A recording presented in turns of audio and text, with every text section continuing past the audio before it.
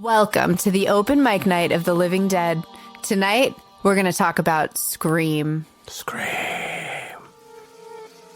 The creature's creeping right behind you. I hope you finally find a little slice of peace and light. 'Cause it comes crashing down tonight. Welcome to the open mic. When we call your name, you'll die. But there's no need to dread. This is the open mic night of the living dead.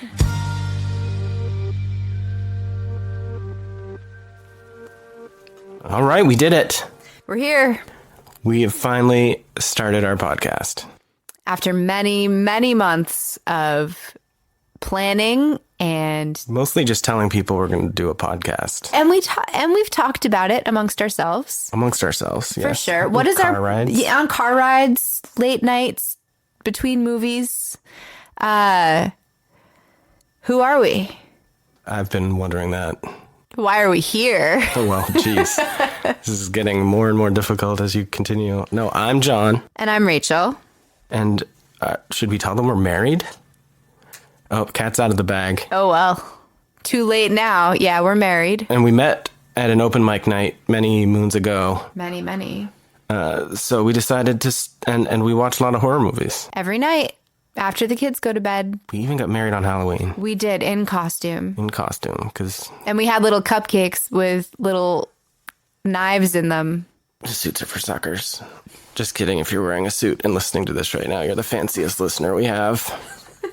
So what's our plan for this? We're gonna combine the horror with the open mic. Yes. We are going to talk about a horror movie because we watch a lot of those, as we've already established. And then we are going to play for one another original songs that we have composed since we watched the movie together last. So we watched the movie together. It may be a movie that we've seen already. In this case, the movie is Scream. We've both seen that movie many, many times, but we watched it once again together with the intention of making the podcast. We both, since watching that movie, have written an original song. Neither of us has heard the other person's song. So we will be playing it live here on the podcast for the first time and trying to capture some of that open mic spirit from the first night we met. Yeah, because with the kiddos now, we don't get out to those very much. We do not. It was a big part of our lives for a long time, and then we had to take care of the children. So I know. Hey, you wanted a kitten. Yeah, well. And before we go any further, I just want to let everyone know there will be spoilers in this podcast. So if you have not watched Scream yet, the reason we picked Scream, we figured pretty much everyone has seen it. Some of you love it. Some of you, I think less people hate it, but I know there are some. And so we're going to hit some spoilers in our discussion, in our songs. So, now's the time to pause, boot up Scream, and we'll meet you right back at story time.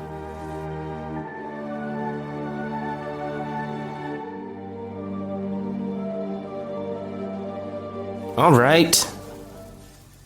Welcome to story time. Hey, Rachel. Hey, John. Why don't you take it away here for a minute?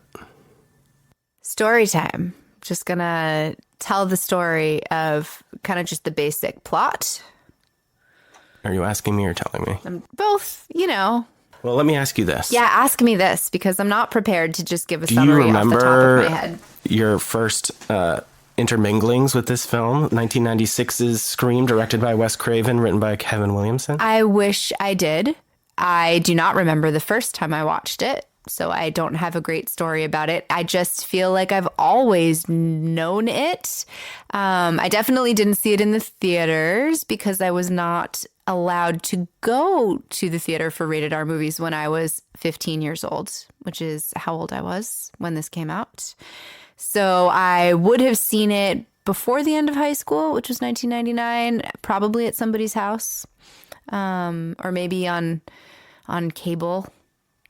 Well, I did see it in the movie theater. I bet you did. I'm sure you got to go. I was in middle school because, as we've established in our life, I'm much younger than you are. And I think this came out December 17th of 1996, so I was in 7th grade. I was in 9th grade, so much older. And we had the second run movie theater in Bangor. And I don't think I saw it until it made it there. So I guess I saw it in like early 1997 at the second run movie theater. They weren't checking IDs. They didn't care. My parents, I guess, thought it was okay, or I don't know. I got dropped off there. I loved it. $2 Tuesdays.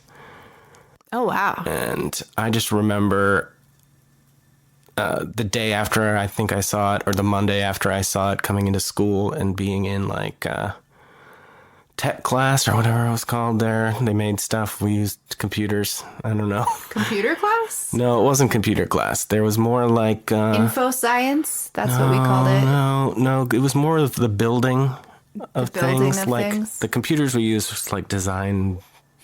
Like AutoCAD, I think was the name of that I did not have AutoCAD in 1990. Either way, the teacher's name was Mr. Kraljic, and then my band's name in 8th grade was called Mr. Kraljic's Greasy Barbecue Pit. I'm not sure I've ever heard of that particular band before. I know you've had many over the years. It became Nimbus. Okay. Until we disbanded, which is where that word comes from, if you didn't know. I didn't. Every day. So I went into class. Oh man, I wish I knew what it was called. But anyway, I went in there and I was so excited. I just remember like it changed my life, opened my world to horror. I was already reading Stephen King a little bit at that point. But this was the first horror movie I saw that really kind of got me excited. And I saw it several times. And then once it was out on video, I had a girlfriend who had one of those double... VCR things, so Fancy. so I had like a bootleg copy that I probably wore down to death, and then I bought all the different copies along the way. But you that does not surprise me. You are a collector of physical media. Yes, of the two of us, that would probably be more you than me. Yeah, you're the beneficiary. I'm the beneficiary. That's true. I collect. I refer to you. I'm John. This is the beneficiary. That's me. That's me. So everybody knows what happens in this movie, but do you want to give like a super quick summary just off the top of your noggin? I mean, it's a slasher that also knows that it's a slasher. So it's the first really meta movie that was on most people's radar. I'm not going to say there's never been another movie before it that kind of knew what it was, but Scream was the first one that really did that for most people. I think one of the reasons it's not memorable, my first time isn't memorable, is because I did not have a big background in slashers. I did fall in love with horror movies in high school, which is shortly after Scream came out. But I kind of skipped a lot of the slashers because I wasn't allowed to watch a lot of movies when I was younger because my parents were very strict up until I hit high school, and then they just gave up. But I did read a lot of Stephen King. I did a lot of reading, but horror movies, not so much. So I did not understand Scream's role in the wider genre until much, much later. And even watching it this most recent time with you for this podcast, I realized that my understanding of horror and slashers in particular is so much higher than it was just a couple years ago, which gave me a new appreciation, which actually I think I have a few places in my notes that I recognize things that I never recognized before.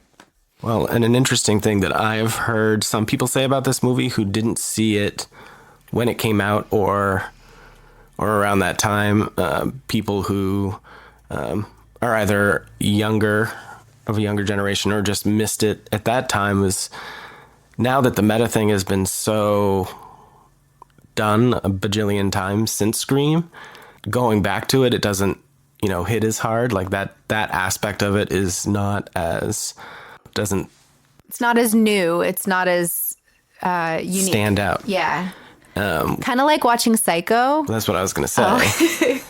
Right. That if you go, that watching Psycho now, it doesn't seem all that crazy. But if you try to put yourself in the mind of moviegoers back when it came out, there were so many things that were new, that were first, that Hitchcock did that nobody was expecting. And Scream, you have to kind of do the same thing to understand the impact that it had on horror films in general and overall, and how much it shifted and changed the trajectory of the genre. Saved it. Sparked completely. a whole new vibe in horror. But this movie's about, who's our main character? Sydney. All right. Sydney Prescott. Yeah, and it's about somebody's after Sydney, it seems like. Somebody's after Sydney and getting a bunch of people on the way. And Sydney's mother, Maureen Prescott, had died a year ago, approximately, before the setting of this film. And so she's sort of dealing with the trauma of that, along with this whole new fear that she and her classmates are dealing with at Woodsboro High School. Yep. And they are one by one getting taken out. There's a lot about horror movies in it, right? So the friends are talking about it and they're all really aware of it as it goes down. And it all culminates in a big party. And who's our group of friends here? Who's our group of friends here? Our group of friends, well, there's Billy. And Billy is Sydney's boyfriend. Ooh. And there's Stu, Billy's best friend. Ooh. Tatum's boyfriend. And then there's Randy, who does not have a girlfriend. The film geek. He works at the video store, which Yes. He's the one that gives us a lot of our movie knowledge and explicitly says a lot of the things out loud that we might not usually say. Things like, these are the rules for horror movies throughout the film, kind of saying, well, this is who you would suspect if this was a horror movie. This is how not to get killed. This is how, these are the choices that you should make, the things you should and should not do, the rules. One of the most... You don't know the rules? It's one of the most iconic takeaways, I think, from this film. And then you have Sydney's best friend, Tatum. I said her name already. You did? I did. I said, stopped listening all dude, the you time. think I say things that I don't and don't say things that I do. And of course, well, Sydney is played by Nev Campbell. Billy is played by Skeet Ulrich. Mm-hmm. Is it Ulrich or Ulrich? I don't know, man. You didn't tell me to find that out. I say Ulrich. That's what I always hear. Okay. We're going to go with that. Let's go if with it's that. not correct, don't add us. And then Stu, he's played by Matthew Lillard. Lillard. And Tatum is played by Rose McGowan. And Randy is played by Jamie Kennedy. All true things. Plus, we've got Courtney Cox. We got Courtney Cox. Who's she playing? Gail Weathers, the intrepid reporter who gets punched in the face by Sydney for being a jerk. And Friends was going on at that point, wasn't it?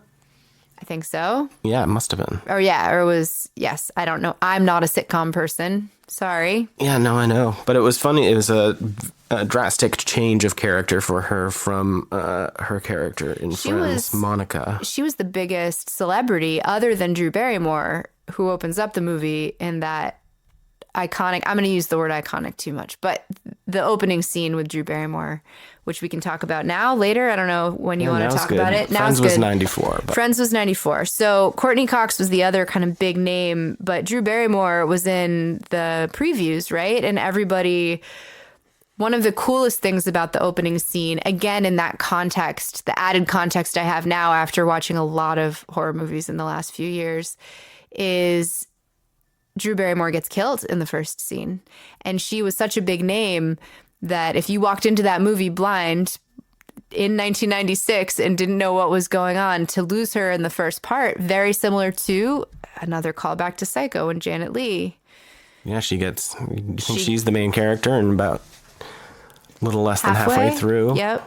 The whole cast shifts on you. And they do that a little sooner here in Scream, but one more way that it kind of turns the genre on its head and takes the tropes that you're used to and does something else with it and surprises you. So yeah, after Drew Barrymore died, Casey, then we've got And her boyfriend, Steve. Who wasn't anybody famous. No. Well, who knows? I don't know. I don't didn't do know. that research, but he's tied up in the chair with his guts hanging out. He is. He And is. as we go, who do you think? So here's an important aspect while we're talking about the characters. I think we should go through and talk about who we think the killers were. Who we thought the killers were as we started. Because we all know. Spoiler alert again. Big I'm not going to say it spoiler. again. It's two killers. It's Billy and Stu. Crazy. And so what we don't know exactly, we know they got the same voice changer. I wonder if they got two of those or if they just got man. one. I don't know what those cost back then. I have no idea. Which was actually voiced by Roger Jackson, who's been voicing them all the way through to the current day, which is a nice consistency to hear that Ghostface voice, even as implausible or impossible as some of the tech is. Somehow we all bought it. And I still do as I watch it. But Casey and Steve, they're killed. I have a theory of who I think it is, but I'm interested to hear who you think. Oh, I don't have a theory about that because I don't care about things like that in my movies usually. I am not sure. I don't think it matters because I know that there are people who have gone through the movie kill by kill to try and figure out who is killing who, when, and how it could work. I don't know. To me, that's never seemed important enough to put my mind into. It's Billy. It's Billy. Moving on. But if Ghostface is played by both Billy and Stu, then Ghostface is a killer and icon himself, right? And he kind of supersedes the killers who he is. Like Ghostface is just Ghostface. But that is what makes this franchise very different than other slashers as well. Yes. Is the fact that you don't have this one monster killer, whatever beast that carries through all the movies, like People Jason, Michael Myers, Freddy Krueger, Chucky. Or Jaws, although I think that's different sharks. That's for a different episode. But so it is kind of important who is doing it and how they do it. helming the knife. And I think because they have that conversation at the water fountain, you've got that great shot of all of the friend group sitting around the water fountain, presumably during lunch break at their school. Their super sweet California high school. We're both from the Northeast. We didn't have anything like that going on, at least not at my high school. We were in a cafeteria. Yeah, no fountains at my school. And for most of the school year, it'd be too cold to sit outside by the water fountain and eat your lunchies anyway. It's also in that shot, if you notice, that both Billy and Stu have matching black boots, and that's the only time you really see their footwear that they tease several times throughout the movie as the killer's footwear. But during that scene, that's when Tatum said that Stu was with her the night before. So he's got an alibi of some sort. How reliable that is, who knows? But we also know that Billy was out and about because he climbed through Sydney's window. He sure did. So who knows? So that was the first big kill scene. One of the best cold opens of any movie for my dollar. Oh, yeah. Flawless, really. Yeah, like really. 10 to 12 minutes. Yeah, and just keeps you. One thing I mentioned that I enjoy some of the kind of meta Easter eggs this time around. So right at the very beginning, there's the Halloween theme is playing behind Casey. Have you ever noticed that? I heard something reminiscent in the tune. It's just the first thing that I wrote down. When she's playing the game during the Michael Myers question, there's like a little da-na-na-na. Oh. I don't know. You might have to go back and watch, but that was one of the first things that I noticed about that first scene. I don't remember where I was when I saw this movie for the first time, but I do remember being surprised by her death and the fact and then her parents. Oh man, the older I get and the longer I've been a mom, the more I identify with parents in movies. So her parents finding her. Especially when she's like on the phone and they're like walking in the door and she's the mother picks up the phone. Kills me every time. It touches the heart. It touches the heart. And then you like see her heart. But that also is, Actually, this scene has one of my favorite lines. Are we doing favorite lines now or later? Maybe. But one of my favorite lines is in this open, which is when he tells her to drive to the Mackenzies. The dad tells the mom to go. And I think it's the same reason that I got like excited. And again, maybe this isn't favorite line status. I think it was just one more thing where I was like, oh, here we are. Like there's another call out. Oh, because of Halloween. When she tells, when Jamie Lee Curtis tells the Laurie Strode. Laurie Strode, thank you. Which I knew. I just, in my head, it's both at the same time. And she tells the kids that she's watching to go over to the Mackenzies to get help. So I noticed that one this time, and it made me smile. And so, then you get to school the next day. There's a whole circus going on. That's kind of skipping over the Nev and, or the Sydney and Billy scene in her bedroom, but we're not going to go scene by scene. No, we can't do that. I challenge you to tell me what the next kill of the film is. Oh, geez. Okay. Because it's actually... You wait quite a while. There's a lot of character development, a lot of story going on here. Some comedy. Let me see here. And some sequences where you think there's going to be a kill. There's even the scene where Sydney's home alone. Her dad's gone out of town, and she's kind of taking an afternoon nap. She wakes up, and that's what her first direct experience with Ghostface. And she goes out on the porch. She's like, "Can you see me now? What am I doing?" She's picking her nose. Which I heard that just all the time, Nev Campbell was just picking her nose. And that wasn't even supposed to be part of the scene. They were just rolling. That's not true. I don't want to get sued. Is the next kill... Or did you want to talk about... No, because then Billy goes to jail. It's because he gets taken to jail after that by Dewey, who we haven't talked about yet. David Arquette. Right. Another phenomenal character in this franchise. So they take Billy in because he's got the cell phone. He's there when this attack has happened. They find a mask and costume outside, drag Billy to jail. His dad comes in. Dad looks like a lawyer. I'm not sure, but they check his phone records and find out that he couldn't have been the one that made the calls. His phone records were clean. So he eventually gets released from jail, but it's while he's in jail that Sydney then goes to stay with Tatum. And gets a phone call. Right. Which we know it's because Stu makes the phone call, but that convinces us the first time we watch the movie that Billy is innocent, and it convinces Sydney too, kind of. Right. Who's the next kill? Is it the principal? Yeah, Principal Himbry. Principal Himbry. Played, I couldn't think of any other kills until later. Played by the Fonz. Henry Winkler. Hey, yeah, and if you notice, he's got one of his Fonz jackets in his closet there. I also have that written down as yet another little Easter egg. What's interesting, what I've heard, and I'm also going to dispute what I've heard. I could be wrong, but I've heard that the producers, which we can't mention the producers or we're going to get canceled for Dimension Films, rhymes with Rhymestein. And they were like, they told Wes Craven, the director, that there's too much space here without a kill.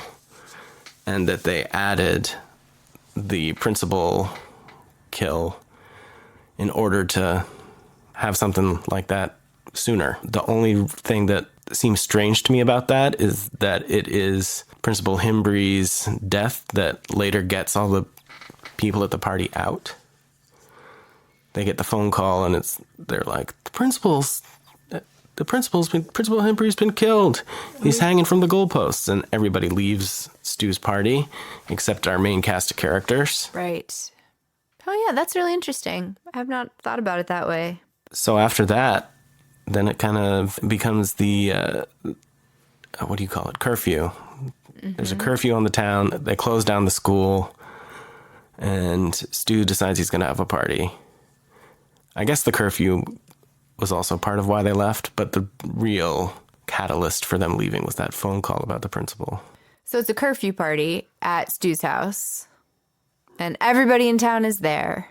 Then people start getting killed. But we're also watching a horror movie, watching people watch a horror movie in a horror movie. Yeah. Well, and that's the part where they actually really start to use the Halloween music Yep. as the background for the film, especially when the killing really starts to happen. We have Tatum in the garage door, but the kills are still like really pretty light for a horror movie, especially by today's standards. And as the sequels go on, the body count increases, and we're left with just a few survivors. What do you think about really sort of the final reveal scene? I still remember what it felt like to realize that Billy was the killer, even without understanding all of the references that he makes. He makes a lot of references to there's a lot of really great lines in this last scene. They use chocolate sauce, right, for the blood? Corn syrup. Or corn syrup, there it is. Sorry, I was like, no, that's a different... That's Psycho. There we go. That's why it was in my head. So corn syrup and bringing that up. And then when you realize that there's two killers, it's not just Billy, but also Stu, you're like, oh, that explains how he could make the phone call. So I think it's one of the greatest reveal scenes of all time. And not just because we've watched a lot of horror movies that many people have never seen. We've watched a lot of really obscure things that are awesome that people who are super fans of the genre might have seen, but Scream is something that almost everybody has seen. So when I tell someone who's not a horror weirdo that I like horror movies and they say, oh, I love horror movies, I say, well, what do you like? And Scream is one that most of them have seen. So it's a great ambassador for the genre. And I think that reveal scene is one of the places where people where it really grabs people, even people who don't usually enjoy horror. Well, and Kevin Williamson's writing really does a great job of manipulating you, especially the first time, because at first you really think that it could be Billy, but you're also thinking it's too obvious. It can't be Billy. And then, when he comes back and everything's all honky-dory and he and Sid hit the bedroom upstairs, you really think that there's not... Oh, and then at the end of that love scene, the scene of romance, as I call it. Yes. I'm always saying to Rachel when we're watching movies, here comes another scene of romance. That Ghostface comes in. Right. Solidifying thought that it couldn't be Billy.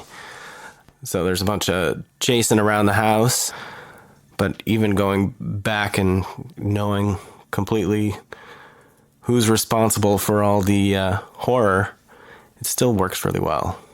Like even when you're not trying to solve the mystery anymore.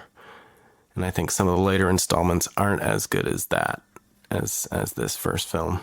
So with all that said, who was, do you have a favorite character? Or if you had to pick a favorite character, who would it be? I have two.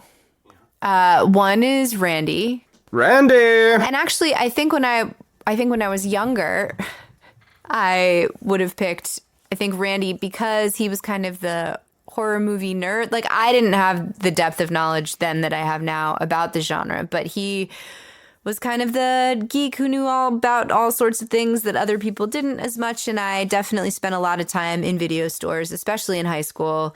And I liked that he had the esoteric knowledge and he knew the rules, and he's the one who's kind of explaining to everyone. And he was one of the only guys that was not an asshole in some way. Him and Dewey, put it that way. But like Stu and Billy, even when we didn't know they were killers, neither of them was like super nice to their girlfriends. And Randy was... He wasn't a jerk. He's great. And I was so happy that he made it to the second movie. This time around, this viewing, whatever viewing it was for me, I really enjoyed Tatum's role even more than I have in the past. I think she was a great supportive friend for Sydney. And her death is great, which is awesome. But just her character in general, I really liked her. And not because she was, I don't know, she didn't really fit into too many stereotypes. She didn't fit one in particular. She just was a really good friend. to Sydney and kind of gave her what she needed and was there for her, and then got killed by her boyfriend. Who do you think killed her? Oh, I see. You're the one who's thought about this stuff. I think that one would have to be Billy. Yeah. Stu's still inside. Stu's he inside sends her hosting for the party. drink. That's right. Yeah, he called her a beer wench. She called herself. She called herself a beer wench. After he sent her to get the booze because he couldn't go himself. But if he was sending her to be killed, did he know that Billy was waiting, or did Billy just do it? Was They it probably just both had cell phones, kill even of though it was opportunity? early cell phone days. We know Billy had one. Yep. They were communicating somehow or planned things out somehow. And I do think that was Billy. And then we know that when Billy and Sid were together after the scene of romance, that then that had to have been Stu, obviously. And I lost my train of thought. Oh, there it goes. Choo choo. Who's your favorite character? I was going to say Randy too. Oh, He stole sorry. my mojo. Because it was similar though, because I thought that, I would be the movie geek who knew all the stuff, but Oh, I you didn't would be know- that movie geek. I didn't know anything. I do wish a video store still existed though. Someplace to take the kids. They can't experience that anymore. So, but also Dewey's awesome. I had a super crush on Tatum. Not super crush, but a crush, I guess. Oh, I know what it was that I was going to say. The one scene that I finally worked out for myself was the bathroom scene when they're at school and Billy comes back after being in jail and he and Sid have that melodramatic conversation at the top of the stairs. Billy's such a jerk. And he waves his fingerprinted fingers at her. Then she goes into the bathroom and she gets attacked. A lot of people really debate whether it's Billy or Stu at that time. And I think I've solved it. I believe it is neither of them. What? I believe that it is one of the jerk-faced people at the school who are running around in that costume, which they established in the scene earlier when Tatum and Stu are talking at the locker. And then people run by in costumes and Stu says something like, it's like Christmas in here or something. And she whacks him on the head with the lollipop, which is great. And because, if I'm remembering correctly, I meant to go back and check that scene before we started this. I don't think that Ghostface has a knife. Interesting. So it's somebody that's just running at her without a knife and she skates out of there. And that makes the most sense because it would be hard for Billy or Stu after the previous scene to get in there ahead of her. And it also, to me, when you trying to figure out who is Ghostface at that moment, it kind of just reinforces that Ghostface is the symbol that different people inhabit, right? That Ghostface is transcendent above any particular killer, which is kind of cool. I like that. I like that a lot. And we're just still figuring out how we're going to do this. And I meant earlier to talk about the filmmakers. Ooh, yeah. Well, then let's do that now. Let's touch on that quick and then For sure. head into our next section. Sounds great. What's funny is, listeners, is that Rachel is usually the person who remembers everybody's name. And it's only because I've seen this movie 300 times that I know the characters' names so well. They usually just go right over my head. So the character section probably won't be quite as detailed in the future. But that's why we started with something that we knew. Yes. And you especially are very detail-oriented with this stuff. So talk about the filmmakers. Helming the ship is director Wes Craven, who has quite a history of horror filmmaking under his belt at this point. He had, it's almost like each decade starting in the 70s, he had a sort of noteworthy horror movie. First one is Last House on the Left in the 70s, which is probably the least noteworthy of his noteworthy films. But I don't know. Did you ever see Last House on the Left? Yes, I saw the original and the remake. I think I liked the remake better, but It's been a long I'd time have to for me. revisit. But I forgot that Wes Craven directed the original. And then in 84, of course, he did the original Nightmare on Elm Street. And he didn't return to that franchise until Wes Craven's New Nightmare, which was 1994, only 2 years before this. And that had sort of a touch of the meta-ness that this film has, not in the sense of talking about horror movies, but it had the actual actors from A Nightmare on Elm Street playing themselves. Right. And being haunted by Freddy in their dreams. And then, of course, onto this and many other films. And who wrote this film? Kevin Williamson. You're more of the writer out of the two of us. So what That's fair. What do you think about Kevin Williamson's screenplay? I think it's fantastic. I do know that I read a few things about his screenplay. I think originally it was supposed to be a one-act play, and it was inspired by him. He was at home watching like a true crime show of some sort, and he got really scared, like heard something outside and started running around the house with a knife. Yeah, exactly. I think that he later on did a lot of teen stuff, right? So a lot of the dialogue in this movie, which may or may not be the way that people actually talk. There's one line in that scene where Sydney and Billy are fighting, and please tell me what that line is again. Sorry if my traumatized life is getting in the way of your perfect existence. Ugh. Girls are always saying that to me. So perhaps it wasn't the most realistic, but his writing, and he did a lot of writing for TV too, right? Later. He did Dawson's Creek. He did Dawson's Creek. So I did not watch a lot of Dawson's Creek. I watched a ton of Buffy, which of course, Joss Whedon, so different writer, but different, that was the same time period, 96, 97. So that mid 90s vibe, man, like just feels like high school. Right. And we're going to see, listeners, how often she mentions Joss Whedon. Probably once an episode. It's possible. And he's also problematic, too. I know everybody's problematic, but back in 1996. So I'm a big fan of the writing and it's great. The dialogue in particular. It's definitely of a time. Yes, of a time for sure, but it feels like home, can we say. And he had also wrote the screenplay. It was based on a book, but for I Know What You Did Last Summer. I think he was the screenwriter on The Faculty, which is another favorite of mine from that time. Yeah, same. And then more recently, we watched this movie. I don't know if any of the listeners have, but I think it's on Peacock right now. It was called Sick. And it's that movie that takes place during the pandemic, which was really interesting. It opens like in the grocery store, and there's like the stickers staying 6 feet apart, all of that stuff. That was such a fun movie.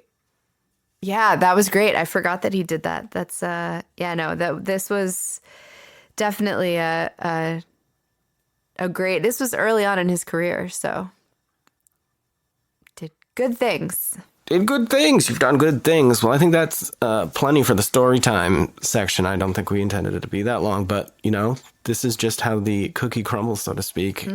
But I think, you know what? You know what it's time for? What is it time for? Vibe check!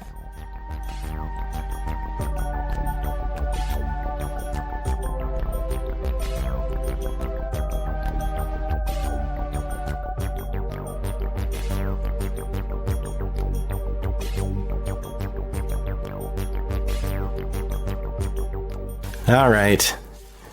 Sorry about that. I surprised Rachel. She fell over backwards. Took us about 45 minutes to upright her. But she's since been uprighted. I like to talk about the vibes of a movie. Really important to me. It's not always something that you can't even put your finger on it exactly all the time, or at least I can't. And maybe I'm just not sophisticated enough. But for me, sometimes a movie that has lots of flaws, it gets saved by the vibes. And I think one of the more important aspects of the vibes in most movies is cinematography.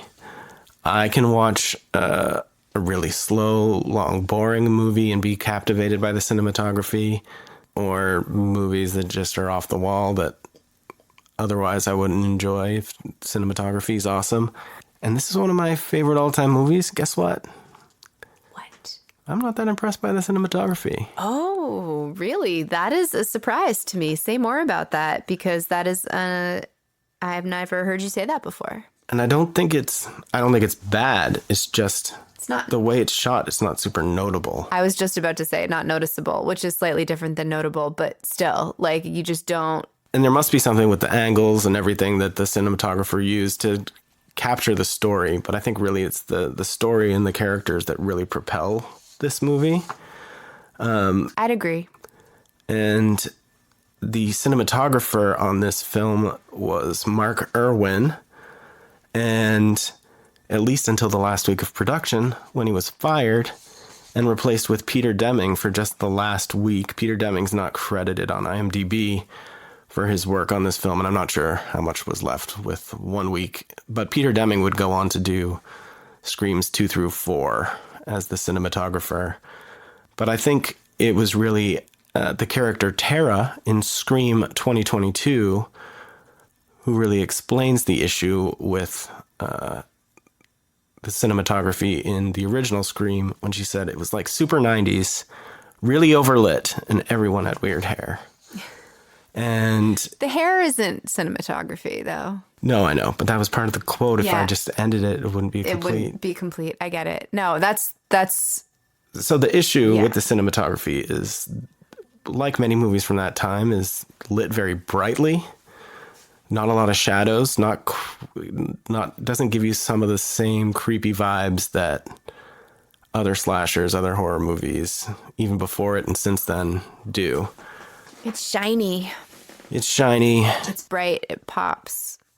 Yeah, and it obviously captures everything you need to see. I don't know. It just doesn't stand out. Stand out, I was about to say. But you have seen many movies that were shot by Mark Irwin as the director of photography. He started early on with, he didn't start with David Cronenberg, but he shot several of his films. Ooh. The Brood, Scanners, Videodrome, The Dead Zone, The Fly. Whoa. He was the cinematographer on the remake of The Blob. He did D2 The Mighty Ducks Are Back, or just D2 The Mighty Ducks. And then he started with Wes Craven on New Nightmare. But between New Nightmare and Scream, he started shooting with the Farrelly brothers on Kingpin, There's Something About Mary. He did 10 Things I Hate About You. Road Trip, which was a big favorite of me and my friends back in the day. Which, was that Todd Phillips? That might have been Todd Phillips. He did American Pie 2. He did Old School, which was Todd Phillips. And if you don't know Todd Phillips, he's the one who directed the Joaquin Phoenix Joker movies recently. But he did Malibu's Most Wanted, because I guess he couldn't get enough of working with Jamie Kennedy, Grandma's Boy, and one that is near and dear to our hearts, Descendants 2. Good songs in that movie. Yes, our 8-year-old is a big fan of those films. But he was the primary cinematographer. And Peter Deming, he did, like I said, he did Screams 2 through 4, but he also did Mulholland Drive. He did a couple of Austin Powers movies, Drag Me to Hell, and Cabin in the Woods, among many other movies. But those are the ones that really fit in here. And they shot on 35 millimeter film with anamorphic lenses, Panavision cameras, which I understand, if I understand correctly, and maybe I'm wrong. If so, let me know. But some of the Panavision anamorphic cameras, you can get sort of weird bendy stuff going on in the background, which you can see a lot of during the cold open. Once she starts running around and stuff, some of the background gets really bendy. Bendy. Are you sure it got bendy, or were your eyes just bendy? whipping my heads around? Yeah. I guess I'm not sure now. I'm gonna have to revisit it. But also, so I can't say that the cinematography is really responsible for the vibes in this film. I would say it's more the screenwriting and the acting and the characters. And I mean, I don't know. I think the cinematography, the brightness and the kind of a lot of those movies that you just named in my head feel the same as Scream in terms like Road Trip and what were some of the other 90s ones that you just mentioned? Like that whole 90s thing. I mean, I think I'm not saying that the cinematography was exceptional or notable, but I think it definitely adds to the vibes, which is part of why for us as Exennials, born in the late 80s, this film, early 80s. That's not what I meant. I meant early 80s, right between Gen X and Millennial. We're in that little pocket there. But for us, this film hits so hard. And all those films and that feeling, I think, is distinct. And I would argue is the cinematography does contribute to the vibe, but just not in an exceptional way. And what do you think about the gore and the actual horror that you see on screen in this movie? So the opening scene, we talked about the cold open. The special effects that was part of my little bit of research I did. Special effects were done by the K&B Effects Group, which is Greg Nicotero, Howard Berger, and Robert Kurtzman until he left in 2003. So Greg Nicotero, I know we see a lot, all over the place. Yeah, so and also Kurtzman, I think, does a lot of stuff too, right? Right, he has, and they split at one point, right? But KMB, Inglourious Bastards, Breaking Bad, Sin City, Walking Dead, From Dusk Till Dawn, Drag Me to Hell, Grindhouse, Kill Bill 1 and 2. Greg Nicotero and Howard Berger met while filming Romero's Day of the Dead, which I thought was kind of cool, right? So I think the goriest scene is really that open with Casey where she's hung and gutted and it's brutal, right? And a lot of horror movies start out with some and then get progressively worse. And thinking about the gore, there's a lot of blood, but nothing quite as gruesome as what happens to Casey in the open, which is interesting. And Steve. I know, I keep forgetting about Steve. Well, because it's funny because you're saying that the opening is probably the most gory effects-wise. Yeah. And I do think that that's true. And it is. When you said that, I was thinking Steve and not Casey, but I think both of them. Right. Because you can see like literal entrails. Yep, just on Steve, which you did not see in the theaters, I believe. I believe really? They cut some frames out originally, and then finally when they released it to video, they put some of the frames back in. And I think this is another example of kind of the Psycho effect where we can't, looking back at it, it's hard for us to get a gauge on what it would have felt like to have that kind of a scene in the first 15 minutes of a movie that you just thought was another slasher, right? Because what are some of the other slashers that were out in the mid 90s? The other big slasher movies had they were pretty much 7, 8s, and 9s, right? Like they were dead. They were funny. I mean, I love them. They were fantastic, really good. But they weren't making money anymore. But they weren't like this. They weren't good, right? So like if you went to the theater in 96 to go see the Scream movie, you're like, oh, it's a new slasher. And you were met with this. I think you would be glued to your seat for the rest of the movie, just kind of like, whoa. But it doesn't need a ton of gore, obviously. I think another scene that's really neat, and I guess this kind of falls under special effects, but Tatum's death in the garage door is is one that kind of stands out, right? Like stabbing, fine, whatever. No new ground there. But Tatum's death in that garage door, man, is that scary. I don't know. My grandparents had a garage door, and did they have a pet door in the garage door? They didn't have a pet door in the garage door, but there's something visceral about garage doors just because we always would be, don't go near the garage door. And the fact that she even tried to go through that and then... Well, you know my dad. Oh, I know your dad. See, he probably have a heart attack, but I used to like to pretend my garage door... I know what you're going to say. From Indiana Jones, Yes. Raiders of the Lost Ark. I used to like to pretend I was... trying to get out before the door shut. Oh, man. I didn't roll under it when it was like close to the ground, but I did sometimes leave a hat for me to grab, but it was not as close a call. Yeah, your dad would definitely have a heart attack if he knew. We had to pause for a second. My computer was saying scary things to me, but luckily all is well. What were you saying, my darling? I was just talking about that shot with the scene when Tatum is slowly, inexorably rising to her death. Just is pretty jarring. So even though it's not particularly gory in terms of blood or anything, the crunching sound and the visceral nature of that kill makes it stand out for me, for sure. And the other thing where it's not, even though I think there are plenty of gorier scenes in other horror movies before this, you know, especially when you're talking about Greg Nicotero and Kurtzman and everybody. If you haven't seen, what's it called? Insider? What's that grocery store one called? Intruder. Intruder, yes. I love that movie Late 80s, so much. Yeah, Intruder. Check that out if you can find it. Even though it doesn't have some of that, you know, sort of practical gore that you see in like Evil Dead, that kind of stuff. I think one thing that's different that was kind of exciting about this movie and the horror was Ghostface was running.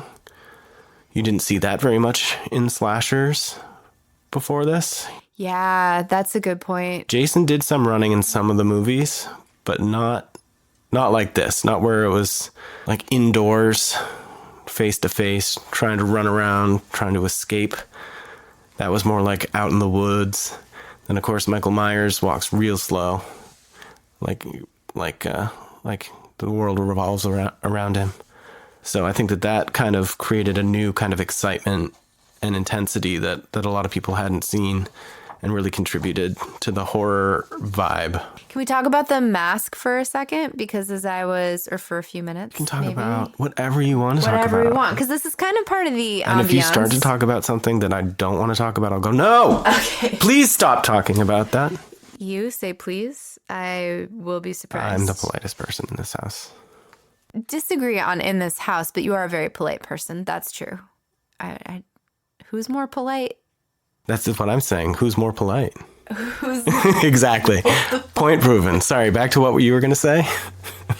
I wanted to talk about the mask because as I was looking into effects and costumes and things like that, and there was this whole drama, and there's multiple versions of the mask in the movie, so that they didn't have the rights to the Fun World mask, which is what they wanted. And so K&B Effects with Greg Nicotero and Howard Berger and Robert Kurtzman made their own version of the mask, but then they received the rights to the mask. And so even in the opening scene, there's different versions of the masks, which I thought was really interesting. And there were multiple Reddit threads just devoted to like, when is the mask? Which mask? And which mask is it? And which one is scarier?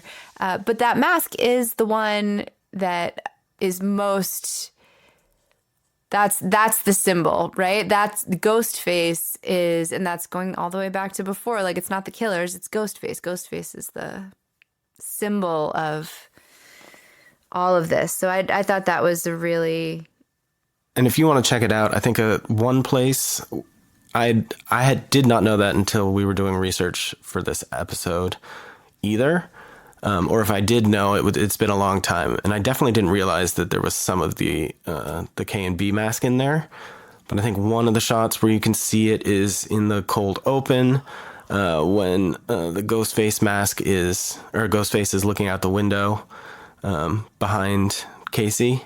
I think there's a couple of the frames in there where they go back and it's the different mask. And also maybe some point during the Principal Himbry death scene. Yeah, I don't know. I don't notice things like that usually, so maybe... I just saw the photos. Yeah, online, no. Which I certainly had never noticed in my millions of watches. Right. So I thought that was kind of neat. And I think that's really it in terms of the special effects and the gore. That was really kind of, as I was thinking my way through it, those are the things that stood out. Fantastic. Well, the last little thing I want to talk about before we hit the instruments here.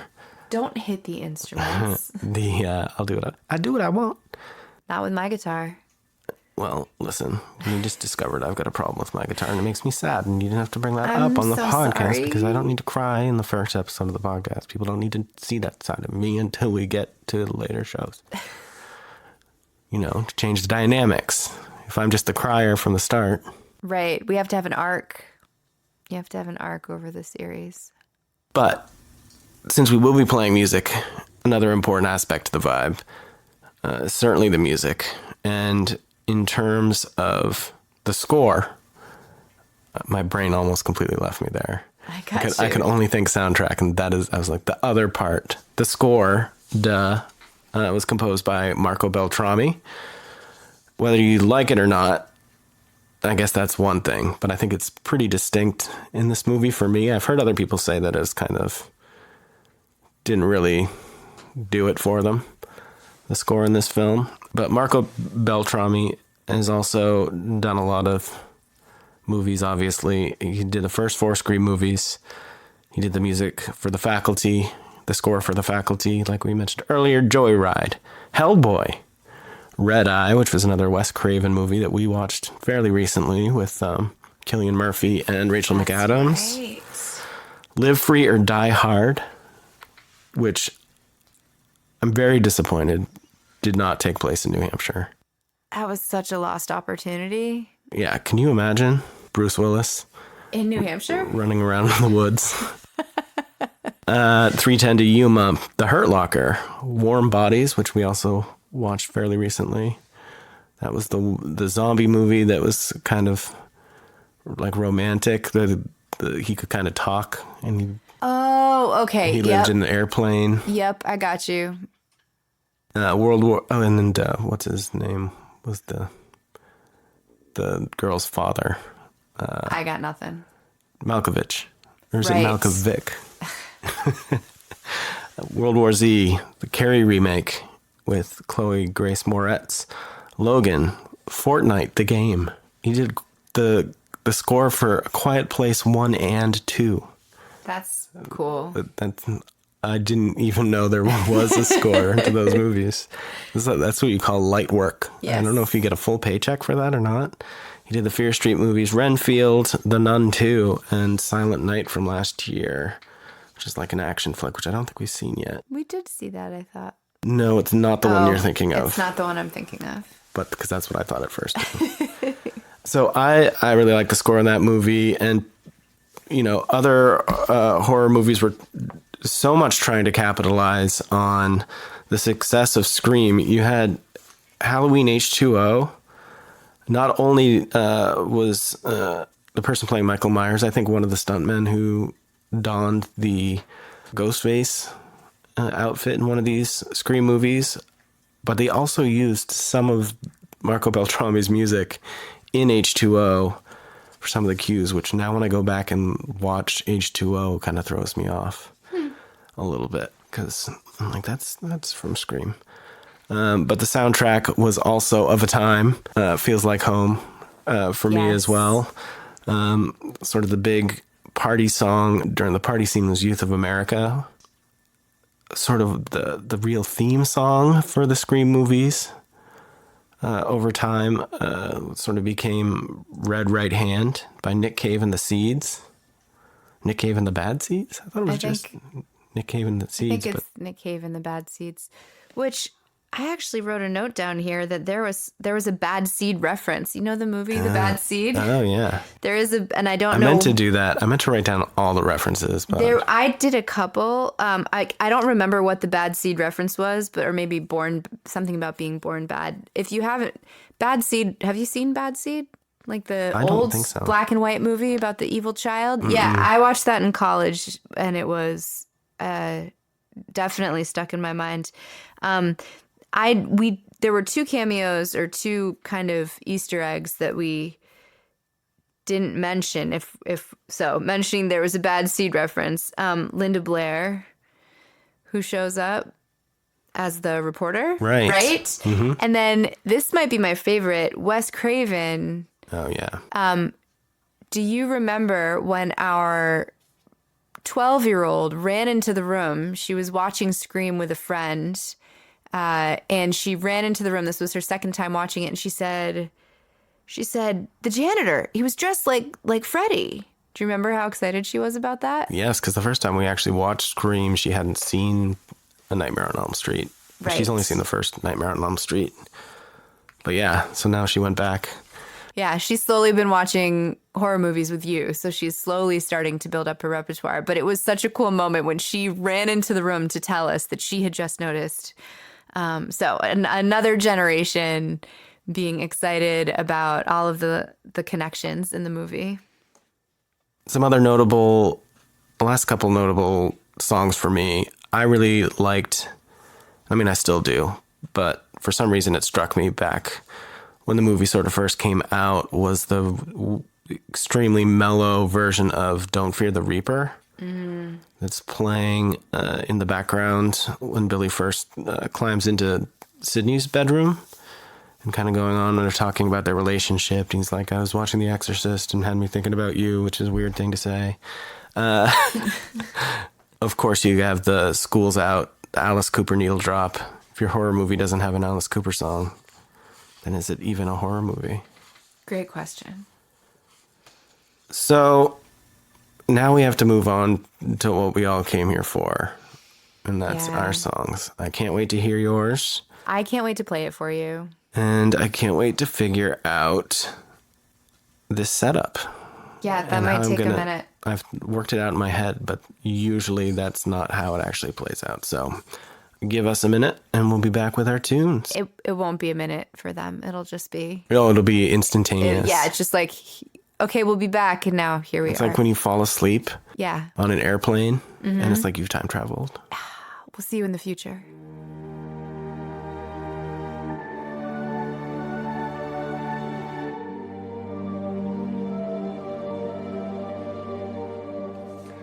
All right, we finally got you set up.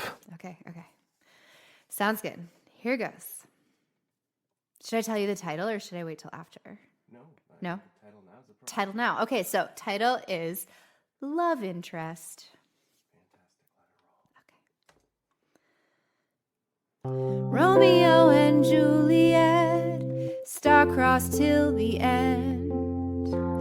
Lovers bound against the world, at least that's what they intend. But all too often, love's a coffin. Dreams turn into nightmare. Look out for the love interest, especially when he seems perfect. He was always gonna have a flaw. You really can't have it all, 'cause we all go a little mad sometimes, especially the love interest. So look out for the love interest.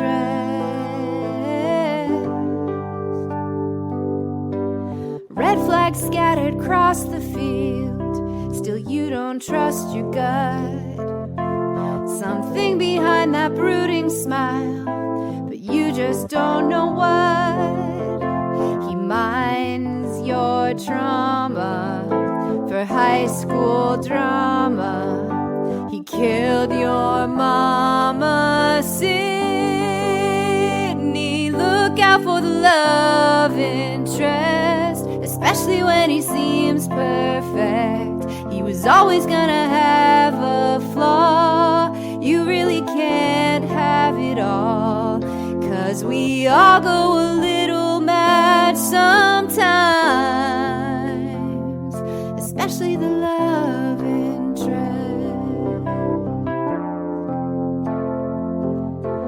Life's no movie, still you're truly starring in this peep show. He's got no reason, still he comes creeping. Please don't run up those stairs. Look out for the love interest, especially when he seems perfect. He was always gonna have a flaw. You really can't have it all, 'cause we all go a little mad sometimes. And there's always some stupid bullshit reason to kill your girlfriend. when you're the love interest. Look out for the love interest.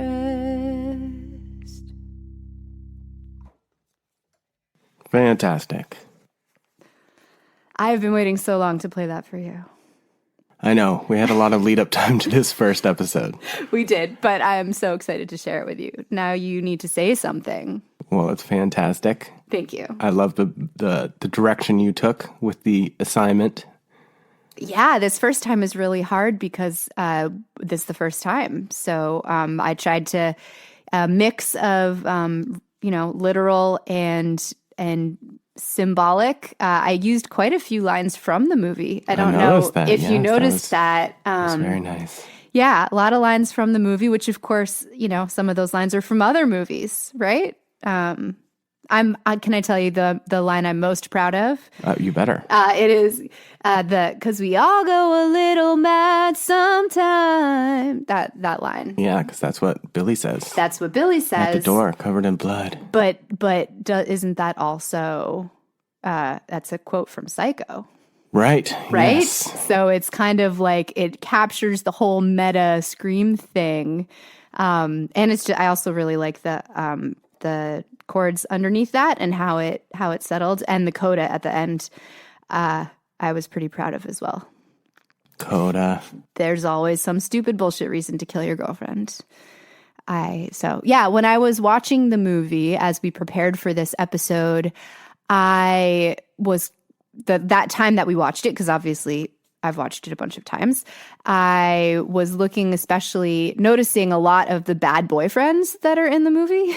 And so I took a lot of notes. Goes. Yeah, so many, right? And Stu, obviously, Tatum's bad boyfriend, but also kind of had a thing for Sydney maybe at one point. So a lot of bad boyfriend stuff. I thought love interest and look out for the love interest is so cliche, but then it ends up being so true. So that is, I'm glad you like it. Yeah, fantastic. I could can't wait use to your help listen back on it. Yeah, too. I could use your help on the bridge, but I usually can. The bridge. Let's do the bridge. I've been having trouble with bridges recently, but that's anyway. usually your specialty. I know, I'm falling apart at the seams. Yeah, as you do. Now we've got to figure out how to get me set up. Okay, let's do that. Here we go. BRB. I'll be right back.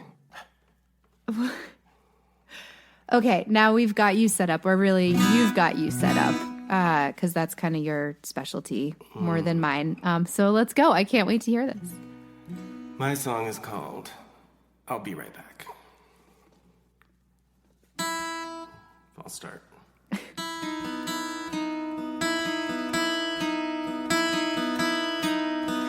It all started with a scream. You know you shouldn't pick it up when the phone rings, 'cause it's never who you think it is. And it happens when you're least expecting. He's closer than he seems. He's got your number. He's closer than he seems. Could be your brother or your lover. Well, I don't know if I can save your life. I still got mine, and Ghostface has a knife. You thought you followed the rules, but now you're under attack. Well, I'm off to save myself, and I'll be right back. Yeah, I'll be right back. He won't get you in your sleep. You know he wants to watch your eyes as the light leaves. No, it doesn't matter what it means when it's someone that you're least suspecting. He wants to play a game without permission. He wants to play a game. You better listen. Listen up, 'cause I don't think that I can save your life.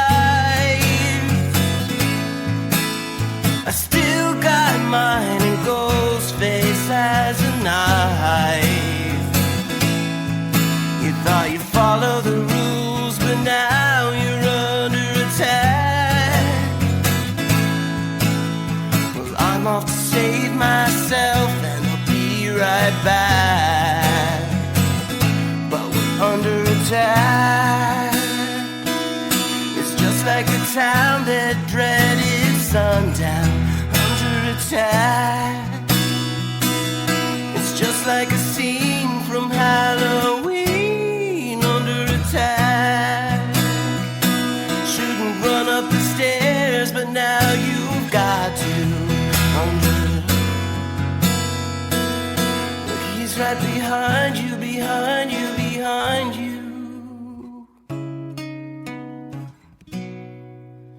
Well, I don't know if I can save your life. I still got mine, and Ghostface has a knife. You thought you follow the rules, but now you're under attack. Well, I'm off to save myself, and I'll be right back. Well, I'm off to save myself, and I'll be right back. Well, I'm off to save myself, and I'll be right back.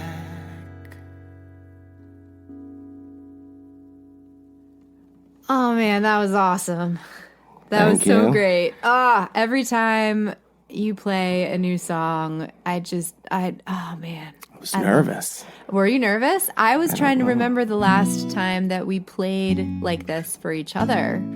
And it was a really long time ago. I feel like I did it better this afternoon, but Of course you did, because there was nobody listening, and now it's me. well, the animals were listening. They were. They were no help. They rarely are. Although Morgan does sometimes try to come in with harmonies, which, by the way, already working on harmonies for that. There was a Well, few also, spaces. I was thinking about having you doing the in the bridge. It goes so after the chorus, second chorus, it goes, "We're under attack." Like having you do that part, Under attack. but you could up. be up, yeah, under attack. Under attack. No, but lower. No, but lower. In the middle. Okay. It's like There's under attack. under attack. Oh, you want a harmony. Sorry. I thought you were singing me my part. No, sorry. So somewhere in the middles. Under attack. I don't know. We'd have to play around a bit. Just like a town that dreaded sundown. Under Attack. Yeah. It's just like a scene from Halloween. Under attack. Stairs, but now you've got to. Under attack. You're behind you, behind you, behind you. Oh man, and that little guitar line that you pull out there. We could That's what I was like most nervous about. Yeah, really? No, you nailed it. We could stack harmonies in that part, and that like Halloween, that line where you pop up into your falsetto. That was my top moment, I think. That was really cool. Nicely done. Hey, we killed it. Well, we did what we could. We did, and we Tried both our best. we tried our best. And that's all you can do. It is all you can do, but we can also say that was great. And by episode 49, Yeah. it'll just be like smooth sailing. Smooth sailing. But anyway, we're losing light, so we got to wrap this thing up today. So let's get back to our initial positions. Sounds good. Our setup A. No, I'm coming up with a. Prime? But yeah, open mic night prime. Open mic night prime. All right. I don't know. Go. Just hit the space bar, Got it. please.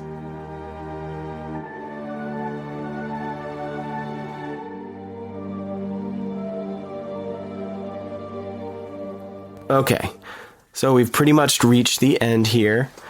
So yeah, what are we going to do next week? How are we going to figure it out? What are we going to do?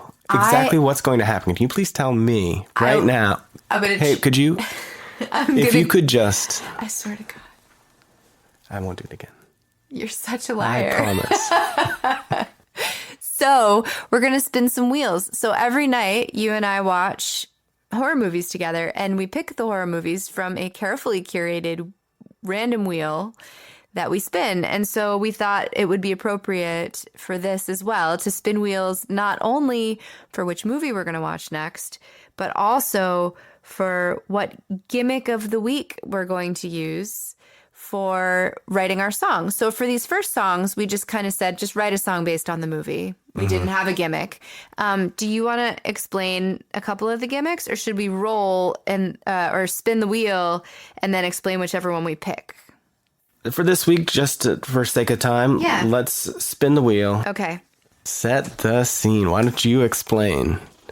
I would, but I feel like I really want to test your knowledge on this one. So the point of this is, as opposed to an entire movie, you're kind of picking a scene. And we're going to pick the same scene and each write a song about that scene? Yeah, we could. Or will we pick pick our own scene? Let's decide that later. We'll tell them before we sing them next week. Okay, that sounds good. But so instead of the whole movie, we're going to focus on a particular scene, but no other sort of limitations other than that. Right. So should we figure out what movie we're going to be talking about? Yes. Singing about? Strumming about? You strum. I'm going to piano about. Who knows? I might do the piano. Well, maybe I'll do guitar then. Fine. Trumpet? I do have a trumpet in the basement. Let me turn this on so that they can hear Bassoon? it spinning. We're spinning. Oh, that's pretty good. What's it going to be? Funny enough, The Exorcist. Oh, no way. All right, cool. All right, going to a classic. Next week, I'll tell you the movies that are on the wheel. But every time that we roll one, we're going to be putting in another movie in its place. We've got 13 movies on the list right now. Next week, we will see you. Well, not next week. Next episode. I don't know if we're doing this every week or every 2 weeks yet. We're going to see how Rachel holds up. Yeah, I am weak. So weak. All right. Well, this has been fun. Yeah. Hey, we did it. We did our first podcast episode. Yeah, hopefully the computer doesn't delete it. Don't say that. Next episode, The Exorcist. Next episode. Your heads will be spinning. Thanks for coming to the open mic night of the Living Dead, and we'll see you next time. Yeah, and if we have socials and stuff like that set up by the time we release this, they'll be in the episode description. They sure will be. All right. All right. I'll be right back.